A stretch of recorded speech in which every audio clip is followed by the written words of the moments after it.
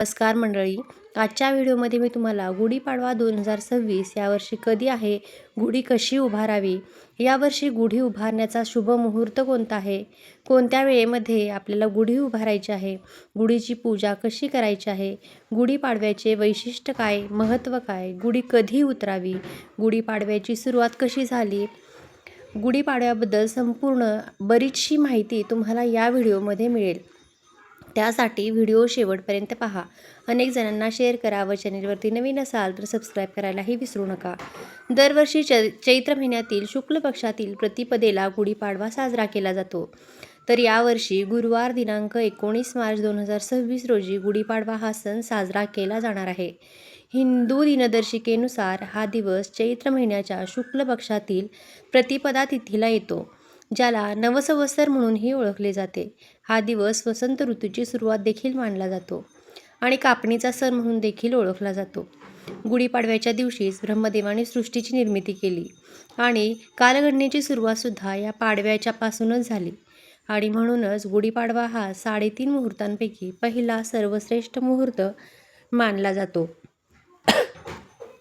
तर यावर्षी चैत्र महिन्यातील शुक्ल पक्षातील प्रतिपदा तिथी ही 18 मार्चला रात्री 9:37 सुरू होतीये आणि 19 मार्चला रात्री 11:43 समाप्ती होते. त्यामुळे उदय तिथीनुसार गुढीपाडवा हा सण 19 मार्चला साजरा केला जाणार आहे. शालिवाहन संवत्सराचा हा पहिला दिवस आहे. वेदांग ज्योतिष या ग्रंथात सांगितलेल्या 3.5 मुहूर्तांपैकी हा एक पूर्ण मुहूर्त आहे. त्यामुळे हा संपूर्ण दिवस अतिशय शुभ मानला जातो, कारण 3.5 मुहूर्तांपैकी एक पूर्ण मुहूर्त म्हणून गुढीपाडव्याची ओळख आहे. यामुळे या दिवशी तुम्ही कोणतीही वस्तू खरेदी, वास्तू खरेदी, नवीन व्यवसायाला सुरुवात, नवीन उपक्रमांचा प्रारंभ, सोने खरेदी, घर खरेदी, वाहन खरेदी किंवा कोणत्याही मौल्यवान गोष्टीची खरेदीसुद्धा करू शकता. म्हणजेच या दिवशी तुम्ही मोठ्या प्रमाणावर गुंतवणूकसुद्धा करू शकता. त्यासाठी या दिवशी कोणताही मुहूर्त पाहण्याची गरज नाही.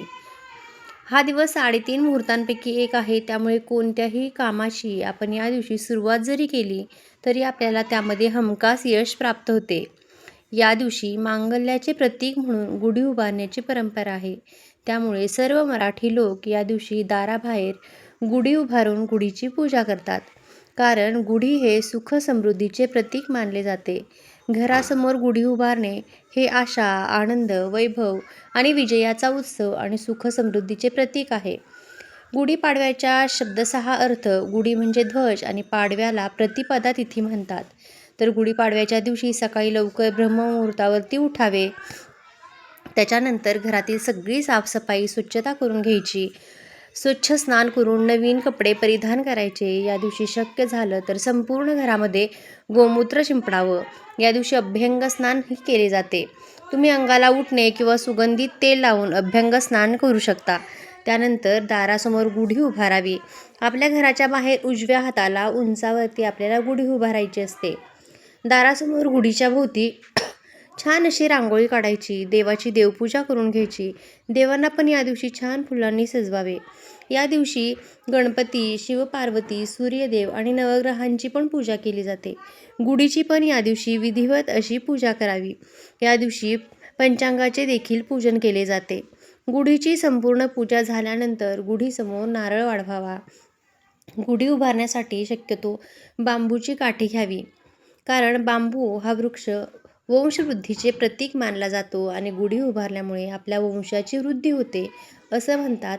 आपल्या कार्याची उन्नती आणि भरभराट होण्याचे कार्य घडत असतं. म्हणून या वंशवृक्षाला रेशमी वस्त्र नेसवावे. बांबूच्या वरच्या टोकाला कलश उलटा ठेवून फुलांचा हार घालावा. लिंबाची पाने घालावी.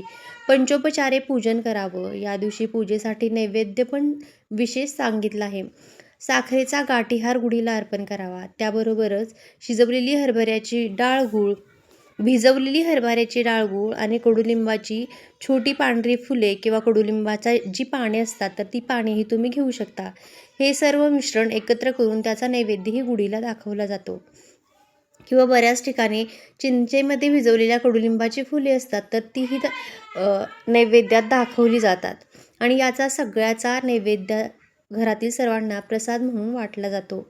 गुढी ही दिवसभर ठेवून सायंकाळी गुढी सन्मानाने खाली उतरण्याची ही वेळ सूर्यास्ताच्या वेळची असावी.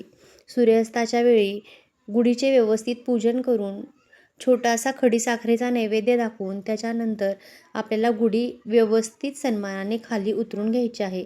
या गुढीच्या पूजनाने आपल्याला आयुष्यातील ज्या काही अडचणी आहेत त्या दूर व्हाव्या आणि आपल्या आयुष्यामध्ये सौख्य आणि आनंद प्राप्त व्हावा अशी प्रार्थना या दिवशी करायची. या दिवशी खास करून अनेक लोक पुरणपोळी बनवतात, श्रीखंड पुरीचाही बेत करतात. हा सुद्धा नैवेद्य या दिवशी देवाला दाखवला जातो, गुढीलाही दाखवला जातो. त्याबरोबरच शेवयांचा गोड भातही केला जातो किंवा शेवयांचा खीरही केली जाते. तुमच्या इकडं ज्या पद्धतीनं बनवतात त्या पद्धतीनं तुम्ही नैवेद्यही या दिवशी दाखवू शकता. तर यावर्षी गुढी उभारण्याचा शुभ मुहूर्त हा गुरुवारी 19 मार्च रोजी सकाळी 6:54 आपण सर्वजण गुढी उभारू शकतो. म्हणजेच साधारण 19 तारखेला सकाळी 7 नंतर तुम्ही गुढी उभारू शकता. पण शक्य होईल तितक्या लवकर गुढी उभा करावी, कारण 7 ते 8, 8:30 या दरम्यानमध्ये गुढी उभारायची आहे. सकाळी 7 नंतर गुढी उभा करायची आहे, पण जमेल तेवढ्या लवकर गुढी उभा करा. या दिवशी मौल्यवान वस्तू खरेदी करायची असेल तर मगाशी सांगितलं तसा कोणताही मुहूर्त नाही आहे. दिवसभरामध्ये तुम्ही या गोष्टी कधीही खरेदी करू शकता, चांगली कामे करू शकता.